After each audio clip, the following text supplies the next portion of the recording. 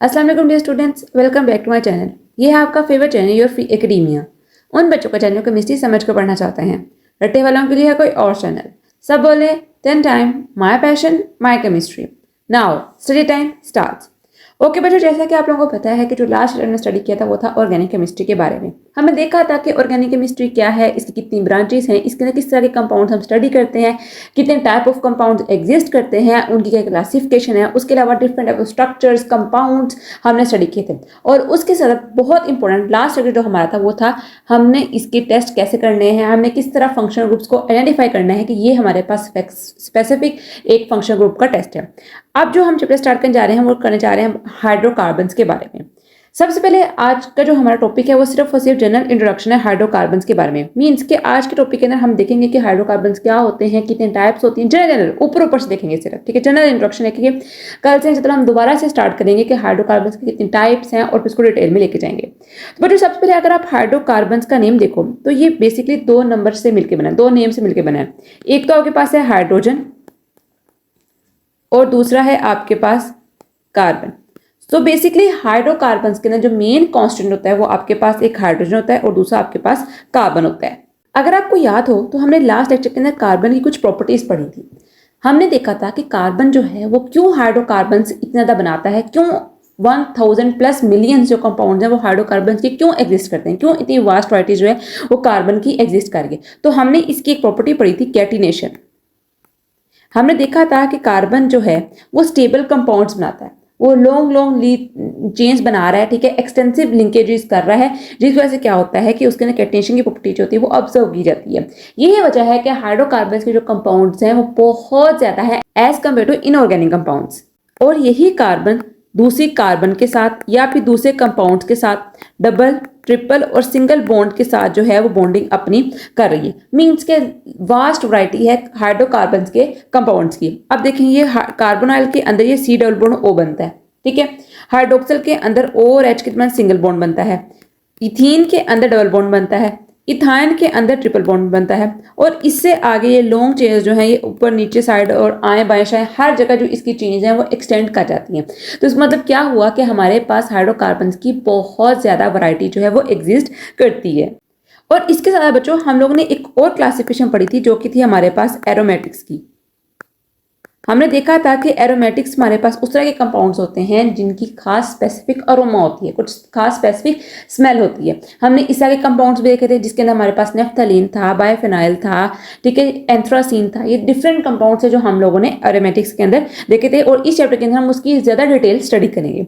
अब देखो बच्चों, अगर आपको थोड़ा सा याद हो तो हम देखा था कि हाइड्रोकार्बन्स की दो आगे क्लासिफिकेशन आती है, मेन क्लासिफिकेशन। एक तो आपके पास सैचुरेटेड हाइड्रोकार्बन आते हैं और दूसरे आपके पास अनसैचुरेटेड हाइड्रोकार्बन आते हैं। सैचुरेटेड हाइड्रोकार्बन मैं SC लिख रही हूं और UNC अनसैचुरेटेड कार्बन्स।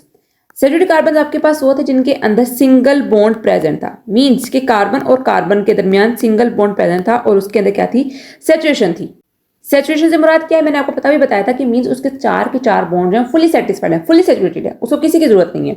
और अनसैचुरेटेड कार्बन के अंदर क्या था आपके पास कि आपके पास डबल बॉन्ड और ट्रिपल बॉन्ड एग्जिस्ट कर रहे थे, ठीक है। मींस कि उसने अपनी डेफिशिएंसी को डबल बॉन्ड के आदत थ्रू या फिर ट्रिपल बॉन्ड के थ्रू अपनी डेफिशिएंसी को कवर कर लिया था। उसके बाद बच्चों हम लोग ने एक और पॉइंट देखा था जो कि था केमिकल और फिजिकल प्रॉपर्टीज का। मैंने तभी आप लोगों को बताया था कि जो आपके पास हाइड्रोकार्बन्स होते हैं उनके अंदर केमिकल प्रॉपर्टीज तो चेंज करती हैं बट उनकी जो फिजिकल प्रॉपर्टीज होती हैं वो बहुत कम जो होती है वो चेंज करती हैं, क्योंकि इलेक्ट्रोनेगेटिव डिफरेंस होता है कार्बन और हाइड्रोजन के दरमियान वो तो तकरीबन सेम ही होता है, ठीक है। उनके दरमियान हर एक कंपाउंड के अंदर वो सेम ही आ रहा है, तो इसलिए उनकी जो केमिकल प्रॉपर्टीज होती हैं वो बहुत ज़्यादा चेंज करती हैं। और आप लोग देखो, मैंने आप लोगों को तभी बताया था कि जो लोअर मेंबर होते हैं किसी भी क्लास के हायर मेंबर तक जाने तक वो क्या करते हैं, वो अपनी सारी केमिकल प्रॉपर्टीज जो होती हैं वो चेंज कर लेते हैं। फॉर एग्जाम्पल हम लेते हैं मीथेन और इथेन। तो ये लोअर मेंबर हैं किस चीज के, अल्केन सीरीज के। तो आप लोग देखा होगा दोनों क्या हैं, ये गैसेज हैं। लेकिन अगर आप लोग जाओ हेक्सेन की तरफ C6H14 की तरफ तो ये क्या है, ये आपके पास लिक्विड है रूम टेम्परेचर के ऊपर। तो वो कहते हैं कि जिस तरह आपके पास कार्बन के नंबर में इजाफा होता है, कार्बन के नंबर में इजाफा होता है तो ऑटोमेटिकली क्या होता है, आपका जो मोलिकुलर मास है वो भी इंक्रीज करता है। अब मॉलिक्यूलर मास तब इंक्रीज करता है तो क्या होता है कि उसके ना बॉन्डिंग भी डिफरेंट हो जाती है, बॉन्डिंग डिफरेंट होती है, उनकी स्टेट डिफरेंट हो जाती है, जिसकी वजह से उनकी प्रॉपर्टीज जो होती हैं वो भी चेंज हो जाती हैं, आइदर फिजिकल और केमिकल प्रॉपर्टीज। ठीक है, पहले गैस होते हैं, फिर ऐसा ऐसा लिक्विड की तरफ जाते हैं, फिर ऐसा ऐसा सॉलिड्स की तरफ जाते हैं।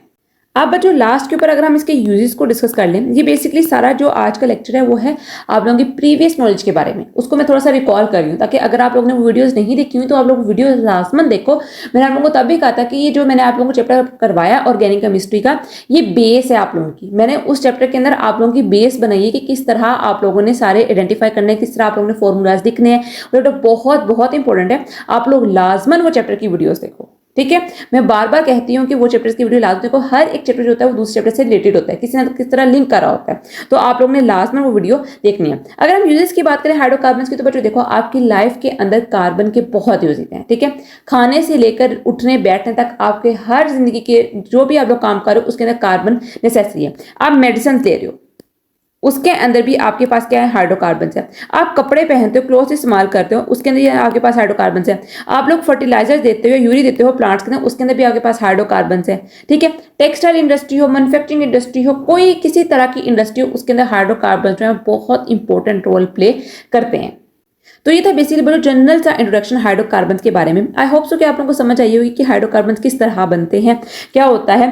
कल इंशाल्लाह हम डिस्कस करेंगे टाइप्स ऑफ हाइड्रोकार्बन। ये सारे के सारे लेक्चर जो है प्रीवियस बेस्ड ही हैं, क्योंकि इसके अंदर दोबारा से उन्होंने आपको थोड़ा सा नॉलेज जो है वो रिकॉल करने की कोशिश की है, ताकि बच्चे थोड़ा सा इस चीज़ को भूलें मत और इसको रिकॉल करें। हाइड्रोकार्बन्स ऑर्गेनिक केमिस्ट्री आप लोगों को तभी आएगी जब आप लोग बार बार इसको याद करोगे। इसने आपका पीछे सेकंड ईयर तक नहीं छोड़ना, और इवन तो अगर आप लोग आगे भी जाते हो, एमबीबीएस भी करते हो, डी फॉर्म करते हो, बीएस केमिस्ट्री करते हो, कुछ भी करते हो, तब भी आप लोग कोई भी आप लोग फील्ड चूज करते हो, आप लोगों को ऑर्गेनिक केमिस्ट्री से फिर भी आप लोगों का वास्ता पढ़ना ही पढ़ना है। सो इट्स बेटर कि आप लोग अभी से आप लोग अपनी बेस जो है वो स्ट्रॉन्ग करो। ठीक है, बार बार वीडियोस देखो, मेरे चैनल के ऊपर वीडियोस अवेलेबल है। किसी की समझ नहीं आती, do mention in the comment section. ठीक है, व्हाट्सएप नंबर मेरा अवेलेबल है, चैनल मेरा अवेलेबल है, इंस्टाग्राम पे आप लोग मुझे मैसेज कर सकते हो, फेसबुक मैसेज कर सकते हो, जहां आप लोग इजी लगता है आप लोग मुझे मैसेज करके पूछ सकते हो। तो जो आज से इतना ही, कल मिलते हैं एक नई अच्छी वेबसाइट में, तब तक के लिए फी अमान अल्लाह।